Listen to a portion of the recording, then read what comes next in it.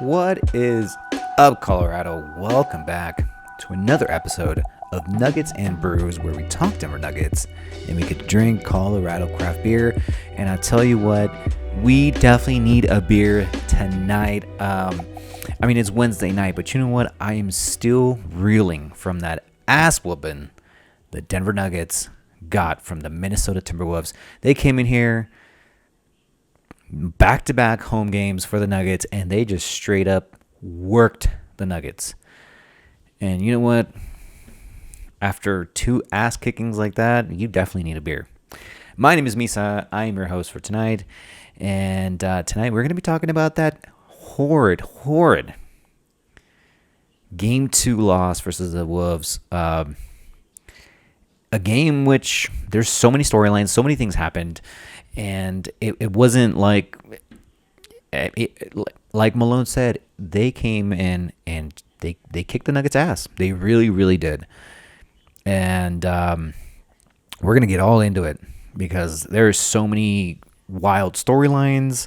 Jamal Murray, Nikola Jokic, KCP, heck,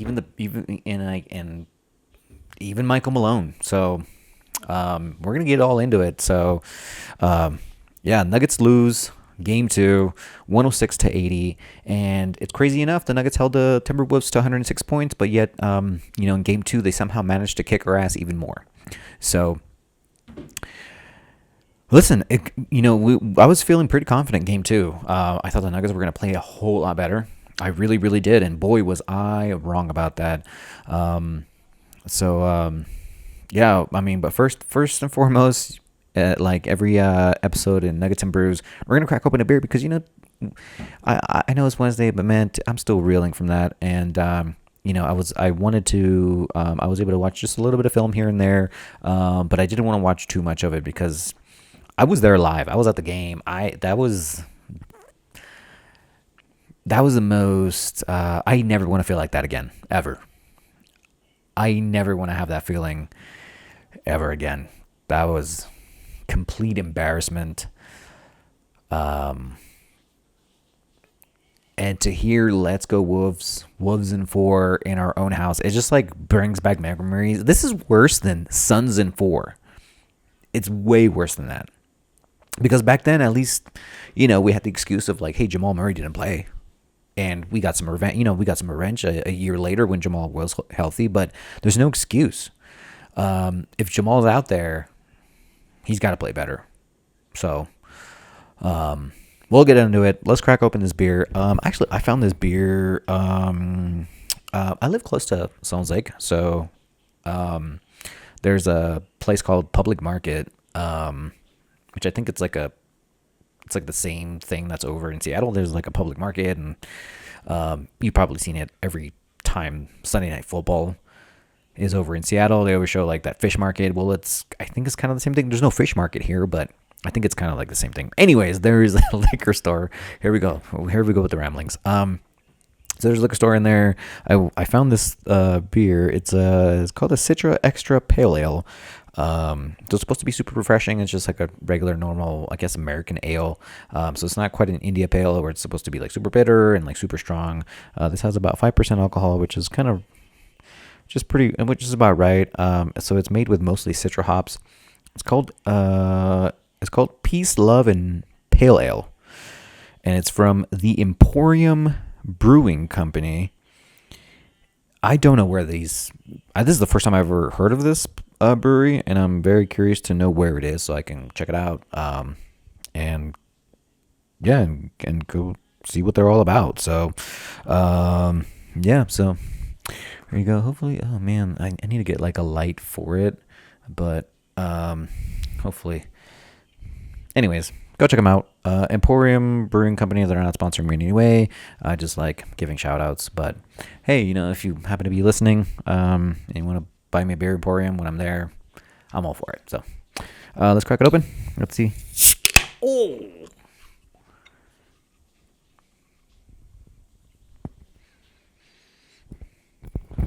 Smells pretty good. Let's get a little pouring shot.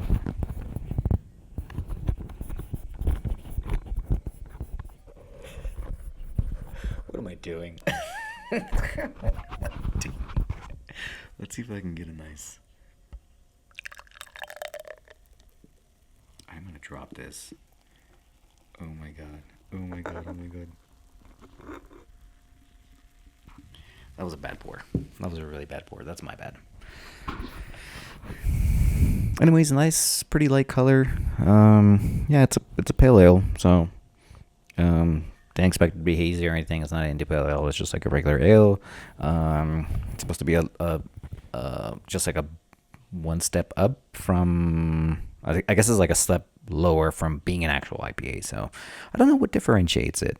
I should probably do a little bit of studying on beer, but I'm not here to talk about beer, or I mean, not here. I am here to talk about beer, but I'm not here to talk about like the scientific facts behind beer. I just like to drink it, and yeah, I like to give shout outs. So, anyways. Let's get into game two, and because honestly, I don't even want to talk about game one because I initially wanted to make a podcast after game one, but I was like, you know what? The Nuggets had an opportunity to win game one. They had multiple opportunities there in the fourth quarter to take it, and they just got out hustled, they got outmaneuvered, and they got out clutched there in the fourth in game one. And so that was kind of it for me. That was like my whole take. It was pretty even throughout. Obviously, yes, we were down a little bit in that first quarter, but we stormed back. We took the lead at half, and it was a pretty competitive game. It was a great game. It was a great start of the series. I was like, you know what? This is going to be a long series. The Nuggets just need a rebound. They just got to clean some stuff up. But no, game two, it was like a completely different Nuggets team. Absolutely, completely different. It started out kind of the same way. They were, the first quarter wasn't bad per se, but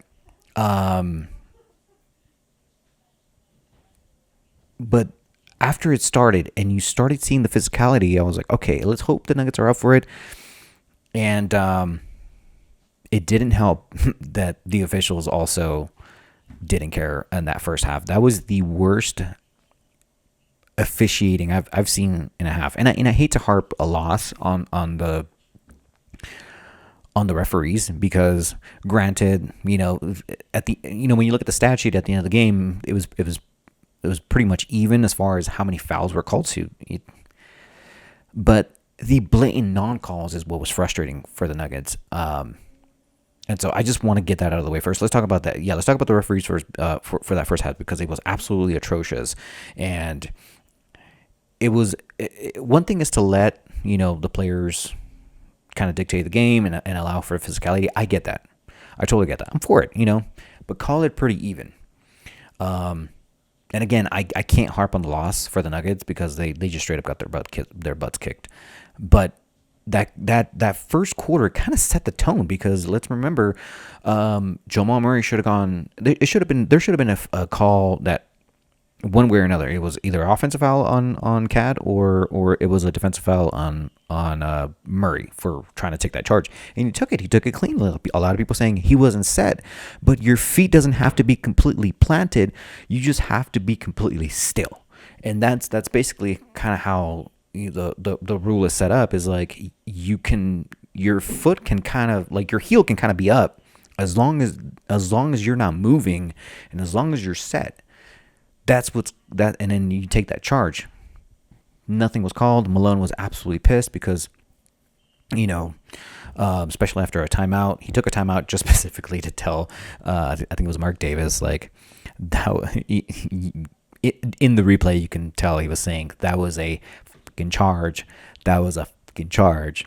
And Mark Davis was like, he wasn't planted, and it was like, yes, he was. Like he was. You see the replay, he was planted. So anyways, I hate to like harp on just one particular play, but no, there was the frustrating thing about the officials in that first half. It was like they were allowing Minnesota to get away with a lot, but whenever we wanted to play physical and we wanted to play physical, we would get some really stupid calls called on us, and especially very ticky-tack fouls on Anthony Edwards. That was just like little rubs on the forearms and things like that. They would call that, but they wouldn't call the physicality on Murray. They wouldn't call the physicality on Jokic. So that was frustrating about the officials in that first half. And I've never heard Ball Arena go crazy with refs you suck chants. Like ref you suck was like all you would hear for like a good 5 minutes because it was incredibly frustrating, and deservingly so. It was incredibly frustrating. But again, I'm not here to talk about the referees because there was way more crap that happened. Listen, first quarter, we kind of get it a little close. It was like about 24, and then they go on a 4-0 run, and then to end the first. And so Minnesota goes on like I think it was like a 4-0 run to end the first quarter. So you're down 8 points initially when Jokic has to go to the bench, and so the bench comes in, and we screw that up. The bench comes in and they got ran immediately off the court, and it became an 8-point game to like I think it was like a 20-point game like that. It was like in a flash, it was gone. And the Nuggets just could never recover from that. And so that second quarter was like completely abysmal. You had turnovers, transition buckets for the Wolves after we kept missing. We kept missing shots. We kept allowing the pressure for Minnesota to really get to us. Full court pressure for Jamal. It was just absolute defensive clinic by Minnesota. Let's give them a lot of credit. I mean, Minnesota played. They look like the Nuggets last year when they were hungry and they wanted to absolutely destroy anything and everything in their way. The Timberwolves, dude, that second quarter, man, they absolutely clamped down the Nuggets. And they flustered everybody. And it was kind of the Nuggets' own fault as well, because they instead of letting Murray kind of play off ball and having him continuously bring up the ball, he was over dribbling and getting into sets late. We were getting into sets late. There was multiple shot clock violations to end that half. Jokic couldn't get it going. He had some bunnies that he missed. He got blocked multiple times. It just wasn't. We just weren't physical in like a way of like being smart physical. There's like just banging around just to bang, but then there's like smart physicality where you're setting good screens, you're cutting hard, you're not looking to draw fouls. That was another thing that I absolutely hated from the Nuggets in Game 2. Everyone was seeking fouls because it just felt like Minnesota was kind of getting everything, and they weren't. It's just like we wanted to make an emphasis, and if I'm the Nuggets, if I'm alone, I'm telling my guys, don't expect any fouls. You didn't get him any. You hardly got any in the Lakers series, so why are you going to expect it now? This is the playoffs. You got to play through physicality. And if you're not getting any fouls, then you know what? Be extra physical. Go extra hard. Because you're going to get rewarded if you're being extra aggressive. Because they're going to give you the benefit of the whistle. They really are. But because they were trying to continuously draw fouls and just were bitching all night to the officials. Like, no, guys, like, settle down, get your emotions in check, and stop seeking those fouls. Anyways, the half ends, and we're down big. I mean, I can't remember the halftime score. It was like 62 to 30 something points. Like we only scored 15 points in that second quarter, and we allowed Minnesota to just run up and down in transition, and just they literally fucking run. They ran the Nuggets style of offense at Mile High that we're accustomed to on us. Like they just ran up and down the court, getting easy transition buckets, playing excellent defense, getting in the passing lanes, disrupting everything, and they just absolutely dominated that second quarter. Third quarter was a much more the same. You come back, and the same body language, the same energy. There was and it seemed like there was no adjustment. Absolutely none. And that was extremely frustrating to watch. Jamal Murray kept over dribbling. You had guys being super timid. More 24 shot clock violations. Shots like near the end of of the shot clock. It was just a culmination of shooting ourselves in the foot and Minnesota playing absolutely great defense. You got to give them a bunch of credit because, my God, they made everything incredibly difficult for us. But that third quarter was like the Nuggets were finally starting to get a little bit of mojo, just a little bit. But any time that we had any like back to back, we could never get a okay. So whenever we did have a back to back defensive possession where we stopped them from scoring, we couldn't score on the other end. And so you had multiple possessions of like, we'll get a stop, we'll go down the floor, we'll get a turnover, and then they'll come right back. We'll stop them again. We'll run up on our end, get another turnover, and then eventually like they would come back. Wolves would come back down the floor, and they would eventually score, and they would just continue to just build that lead from like 25 to 30. I mean, I don't even know what the largest lead was. It definitely was like over 32 or something like that, and it felt insurmountable, and it absolutely was insurmountable. At some point, it just felt like you just had to take it. Like you sat there and you're like, I gotta take this for another quarter. And so the Nuggets just couldn't close the gap in any sort of way. And even in that third quarter where you could have closed the gap a little, because it seemed like the Nuggets finally had a little bit of rhythm defensively, because we were getting great defensive stops. We just couldn't convert on the other end. And towards the end of that third quarter, there was multiple sequences where Jamal missed a freebie, Michael Porter got blocked.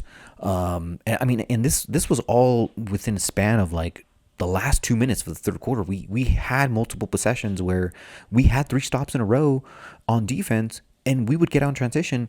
Jamal missed a dunk, which should have been a dunk or at least a layup, something. He missed that. They come back, they miss it. They miss it. Wolves, I think they ended up missing that shot. Michael Porter tries to play hero ball, tries to go for a 3, misses a wide open 3. Again, another Michael Porter attempt to drive to the lane. He gets blocked by Nickeil Alexander-Walker.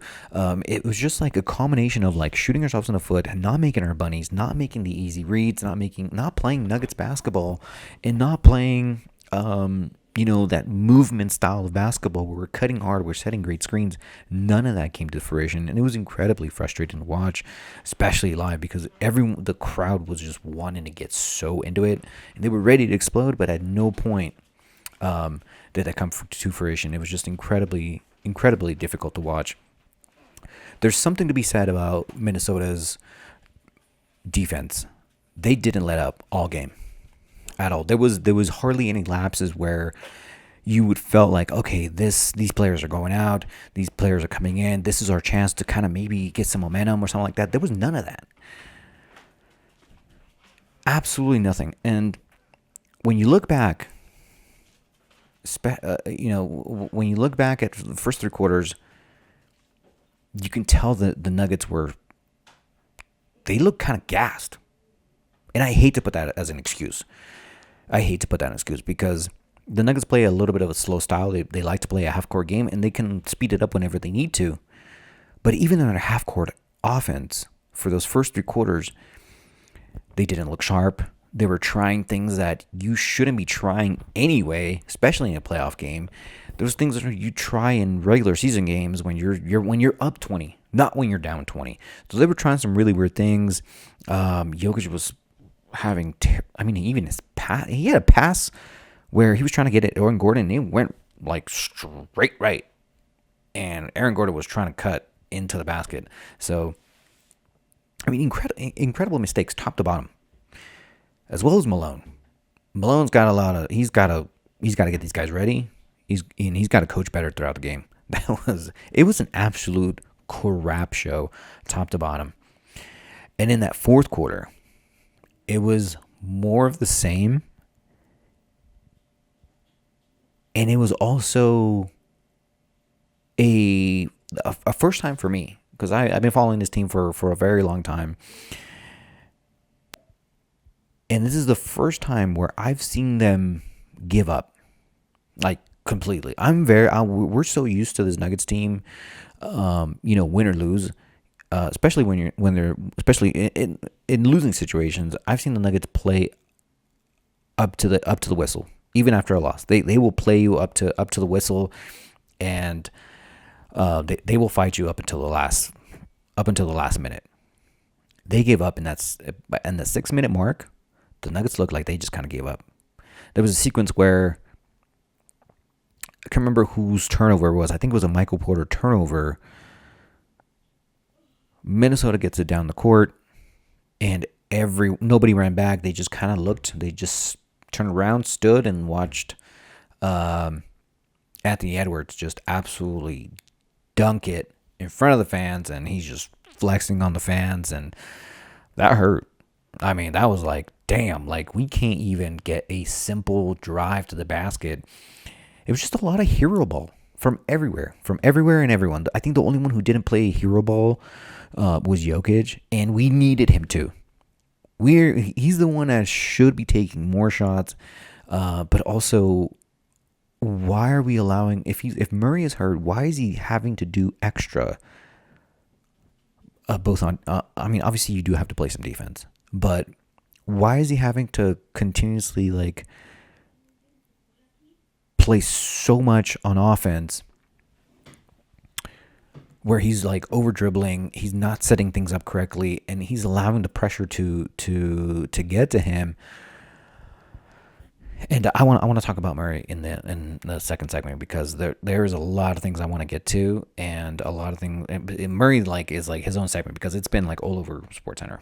Anyways, I've never seen the Nuggets unravel like the way they did, and they unraveled hard. I've never seen that from this team. And granted, it could be one of the things where, yes, they were tired, but like I've never seen them give up like this, where it wasn't just like we're getting our butts kicked, but it's also a combination of like we don't know what to do. It felt like that. It felt like they just had no idea what to do, and they seriously gave up. Like, I've never seen that from them. This is the first, and it's concerning. It definitely is very concerning, because these are the Nuggets. We've if you follow this team since the Jokic era, there's been this constant like growth of playing hard, no matter the circumstances, no matter how much you're down, and that's why we've always been like, yeah, we've seen this team come back, because that's always been the narrative around this Nuggets team, is like they don't give up, they will continue fighting, they'll continue going at it, and man, Monday night was the first time I've seen this team unfold, and become something that they're not. It was tough to watch. It was really, really tough to watch. But I'm going to take a quick break. I haven't even had a chance to drink this beer. So I'm going to take a quick break. You're watching Nuggets and Brews. My name is Misa. I'll see you here on the other side of the break.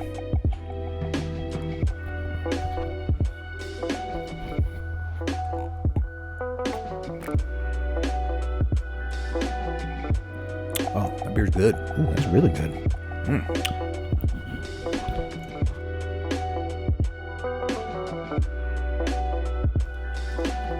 What is up, everybody? Welcome back to Nuggets and Brews. My name is Misa. As I was saying before the break, really disappointing the way this Nuggets team played on Monday night in Game 2 versus the Wolves. 60% of that was incredible defensive effort by Minnesota, along with Anthony Edwards, and the worst thing about it was like the Wolves were without Rudy Gobert, which is crazy. Like, we couldn't score against them without Rudy Gobert. But just an absolute ass whooping. And I was at the arena, and I kind of stayed. I stayed until the end, because I was like, I want to take all this in, because I never want to feel like this ever again. And I hope the Nuggets never give us this ever again, because like, I've been in very, very tough losses, where the series ends and things like that, and this kind of felt that way, like that it was kind of over. If it definitely feels like that right now, it feels like a sweep. I hope we don't get swept. That's the last thing you want. But yeah, I stayed till the end, and Wolves in 4, and let's go Wolves, and MVP chance for Anthony Edwards. I mean, that just sucked. That was terrible. I mean, it was like you just kept getting like punched with embarrassment. Um, yeah, super super tough to watch, and I hope it doesn't happen again. So cheers to that, I guess. But let's talk a little bit about Murray because he definitely lost his cool. He lost his cool big time. I've never seen Homeboy lose his cool like that. I've seen him be feisty. I've seen him be like get super angry. I've seen him get texts here and there, but never at that point where he was incredibly frustrated with not only the officials but the way, and I'm sure he's frustrated with his own body as well because if you've ever played basketball and if you've ever been injured, that's the worst. You don't get any separation. You have no burst. You have no speed. I'm sure he was frustrated with that, frustrated with the officials, and then also frustrated with with how great Nikhil Alexander Walker and Jaden McDaniels were playing defense on him because those were two of his primary defenders. And I said this before game one. I was like, those two are going to be tag teaming him, and you saw that. You saw that in one of the plays earlier where he was getting full court pressure, and he gets sandwiched in between Alexander Walker and McDaniels. And so the frustrating thing about that is like, granted that was great defense, and yes, he was fouled and everything like that, but they're not going to call those ticky tack fouls, and they weren't going to be calling them up until that point, especially in that first and second quarter. So. But the frustrating about that play where he's trying to find an angle, a window to kind of throw it out. 4 other Nuggets stood around and watched Murray get harassed. Instead of going over there, getting closer to allow Murray a quicker, outlet pass, everyone just stood and watched. That was most and from there I was like, the Nuggets are in trouble. They're not playing like a team. And that play in particular really sticks out to me because granted, Murray ends up getting the ball to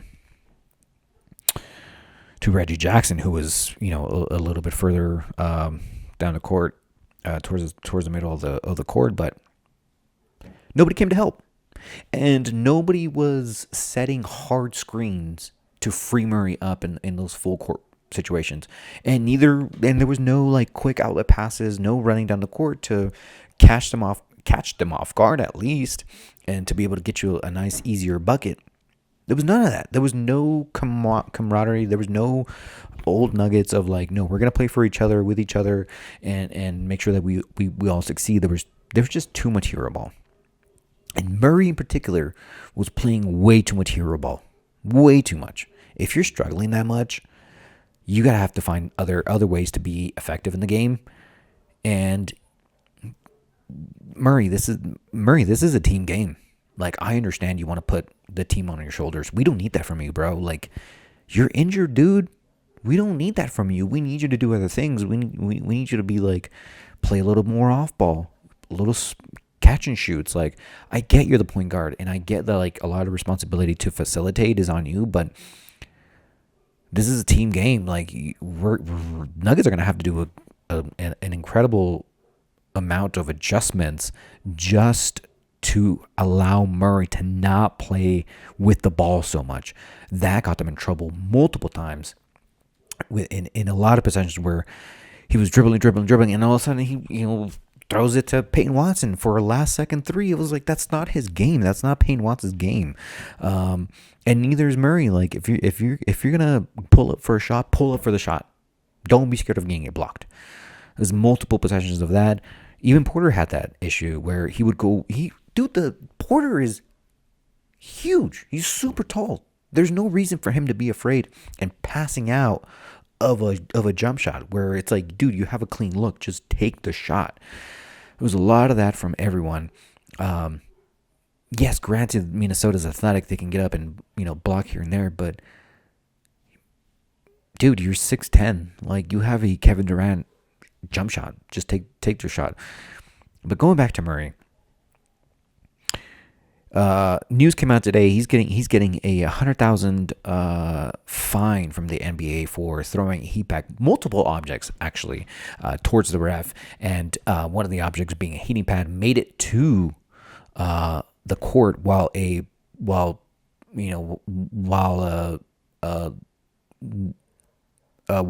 game was in play. So there was like an actual play, and I think it was Karl-Anthony Towns who almost stepped on it, and that would have been a dangerous thing for him to like slip and maybe injured himself. And that's the last thing we want, is for us to be considered dirty players and stupid players. No, we don't want that. That's not who we are. That's not who we want to be. So, Murray had some comments today. He was the first time he talked to the media since the last two games. So he didn't talk to the media after game one. He didn't talk to the media after game two. But dude, Murray has to own up to that. He kind of said it. I understand you don't want to show any weakness by apologizing, but sometimes taking the higher road can sometimes give you confidence. Just say, hey, you know what? That's on me. I messed up. But what he said was like, it is what it is, and I'll do better next time, or something along those lines. But it just shows that he still hasn't gone over it, and it shows a lack of leadership and accountability on his behalf. And we need him. I would personally be like, hey, you know what? If I was him, I'd straight up say, hey, I lost my cool. That wasn't good. I could have injured somebody. It won't happen again. I'm going to do my best to play winning basketball. And that was not winning basketball. And it was not winning basketball. It was like, it was detrimental to yourself. You could have gone suspended. The league could have easily suspended him 1 or 2 games, honestly, because, two would have been far-fetched, but 1 would have been pretty fair. But the NBA, I think they just want to be able to make their money, and I think they want to be able to keep the stars on the floor. And maybe the NBA was like, you know what, maybe that was a terribly officiated game, and I understand your frustration, so we're only going to fine you $100,000. Listen, probably $100,000 isn't that much for Murray, but I'm sure he's going to feel it in these next couple games, where his paycheck is going to be a little lower than before. But you know what, he has a big contract, so I'm sure he can handle that. Or hey, just ask the Cronkies to pay for it. Dude, and also Jamal, like, man, he was incredibly frustrated, and I get it, dude. But don't put your team in jeopardy like that. Don't put him in a situation where it's just gonna put you, out of position and possibly out of the game. So, man, tough past. What was the last time Nuggets played? When was game 1? Saturday, right? So Saturday, Sunday, Monday, Tuesday, Wednesday. So past 5 games for the Nuggets and Nuggets fans in general they've been rough, man. It's been rough. And, in a weird way, Friday can't get here fast enough. And also, let's jump a little bit into game 3. Because I'm very interested to see how this team responds. This team is prideful. They have veterans now. This isn't like a young Wolves team, like where they still have a lot to prove. They've proven it already. And you can say what you want about last year's championship. It was a fraud. No. The Nuggets dominated last year, and they took care of business. So I don't want to hear that crap. The Nuggets took care of business. And so you got to take care of business in game 3. I want to see an aggressive Jokic. I want to see a smart Murray.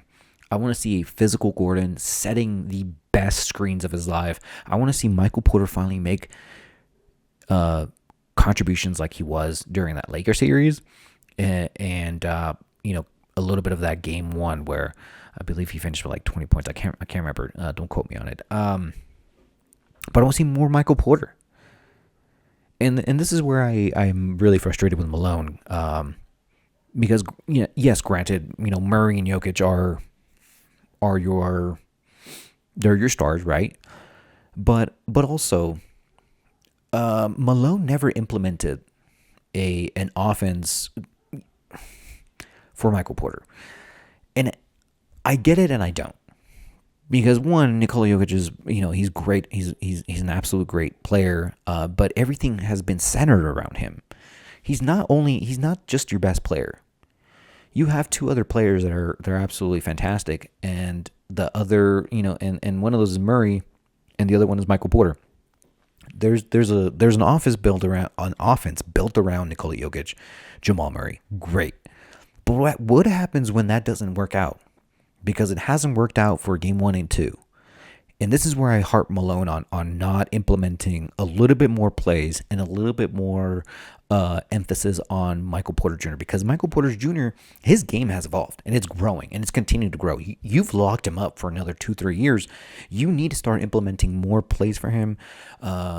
And you need to give him a little bit more free reins, because the more Porter progresses and the better his game gets, the better it is for the Nuggets and for everyone involved in that offense. So Malone, I'm incredibly frustrated that he's had 2 years now to really create a little bit of an extra offensive threat for Porter, because it's more free flow for him. It's more, he's fit into the Nuggets. But now it's time, he's proven his worth. He's better on defense. He fits in with the team. He fits in, with the culture. But now it's time to start allowing him to do more and giving him more. I think he's earned that. And next year, I would love to see Malone implement more of an offensive style that involves Porter way more, not just throughout the game, but in crunch situations. We need to start relying on him more, because he's your third best player. Sometimes he's your second best player, and you need to take a full advantage of that. And Malone has not done that. So that's something I would love to see for next year. But also, looking into Game 3, and obviously looking back in Game 1 and 2 versus the Wolves, you're finally starting to see the deficiencies and the lack of execution during the offseason and during and before the trade deadline. The Nuggets stayed put. They didn't add anybody.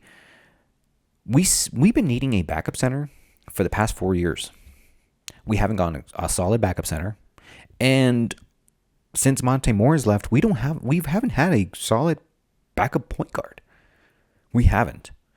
Everything else is great. Like Christian Brown, Peyton Watson, great. Those are great fill-ins, but those are your shooting guards and small forwards, and sometimes power forward. Like our bench has no identity other than Peyton Watson and Christian Brown, of like just being defensive, athletic, type guards, two-way players. They're building to be two-way players, and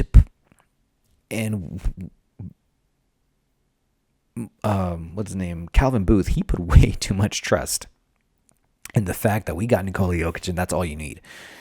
No, dude. Like everyone else in our division got better. We stayed the same, and that's not good. You never want to stay put, especially in the West. The Minnesota has been building. You have to give Tim Connelly credit as far as like he was here whenever the Lakers had the 3-headed like big monster with Dwight Howard, Anthony Davis. I think Boogie was on that team, and also JaVale McKee. So four bigs, right? Tim Connelly saw that, and he was like, dang, now I know how to beat Nikola Jokic. He saw that. He went and got Rudy Gobert immediately. And he also had Naz Reid. So you have 3 bigs that are basically triple teaming Nikola Jokic at this point. Did we not learn our lesson from that bubble year? I mean, that was frustrating. But these last 2 games, it's almost been like a culmination of bad staying put during the offseason, staying put during the trade deadline, not doing anything, not solidifying our bench, not getting better in that. And then you're also seeing the error of not implementing a Porter offense, and not creating not allowing Jokic to continue to be that, that center of offense whenever Murray wasn't around. Because remember, when Murray was injured, it was a lot of Nikola Jokic, facilitating top of the key type things where, he would have a lot of screens. He was basically your point guard. He was your point center. And so we kind of went away from that. So another mistake on Malone's behalf for not continuing to utilize Nikola Jokic like that. But also, just in general, like the Nuggets have played so much basketball, and it seems like it's finally catching up to them. Because let's be honest, the Nuggets have had continuous playoff runs, and granted some of them have ended in that first round, but you played a lot of basketball, and you played a lot of basketball last year, and it seems like it's finally catching up to them. But there's no excuse for the champs not to just give up like that.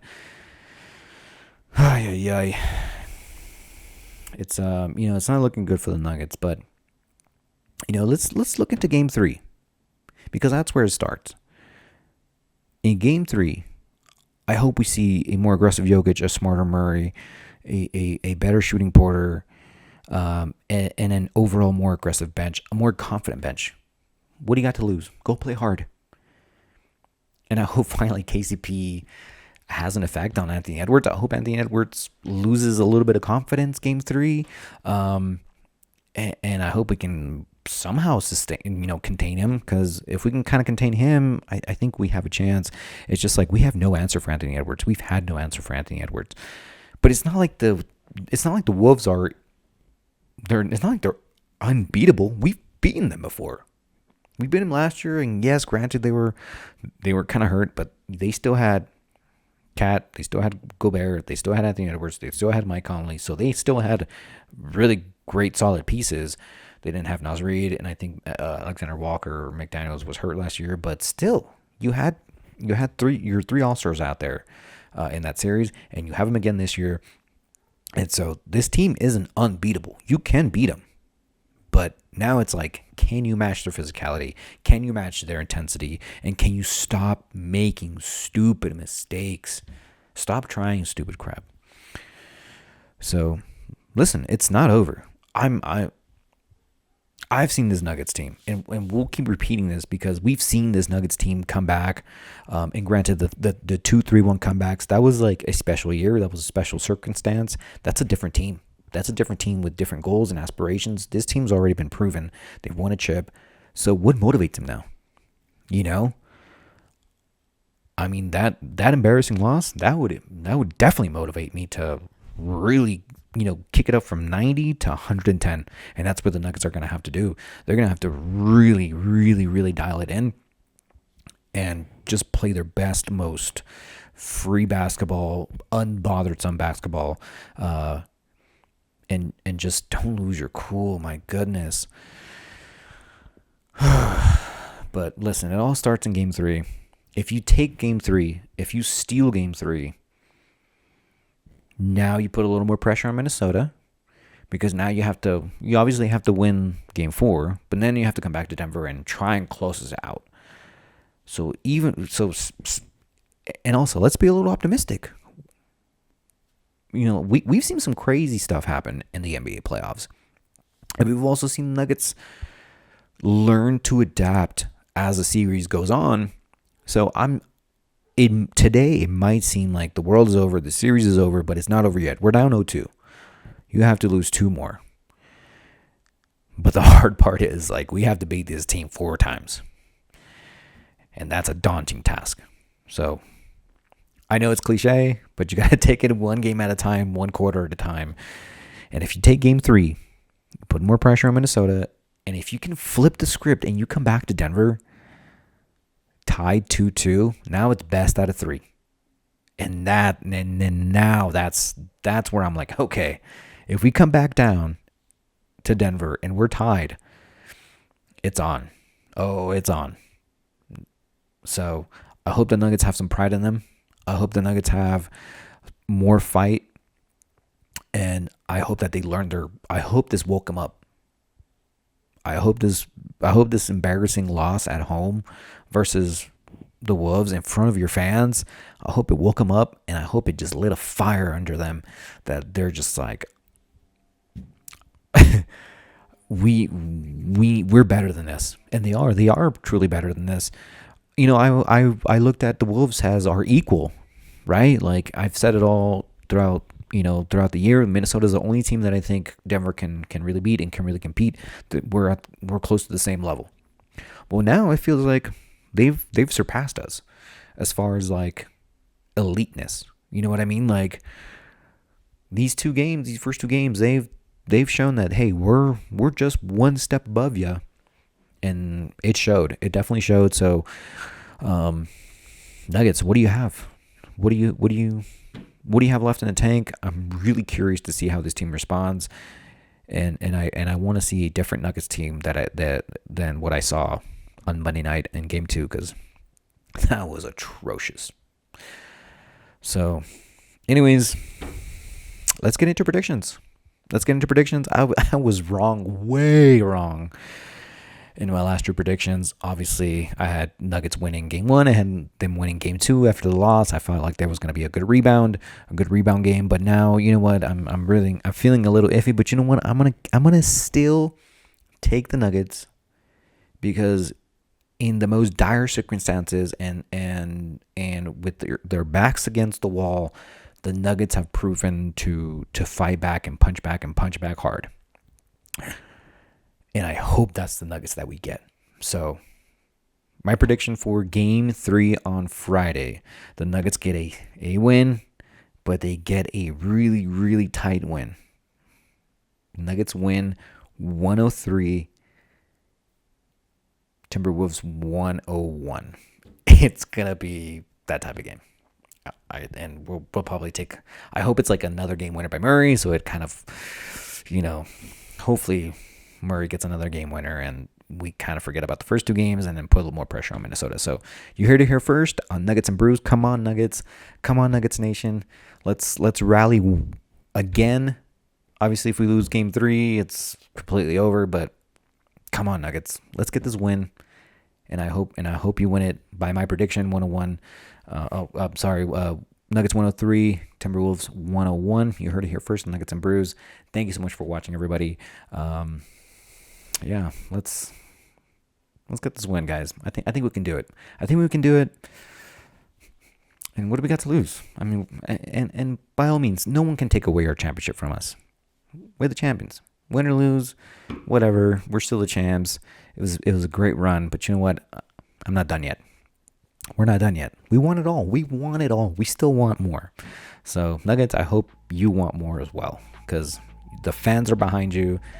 The people are behind you. The people of Denver are behind you, and we want to support you even more, and we want to go deeper again. Let's get another championship. Come on. It starts with Game 3. Let's get it. Nuggets get the win. 103 to 101. You heard it here first at Nuggets and Brews. Adios, amigos. Let's go. Let's get a win. I'm tired.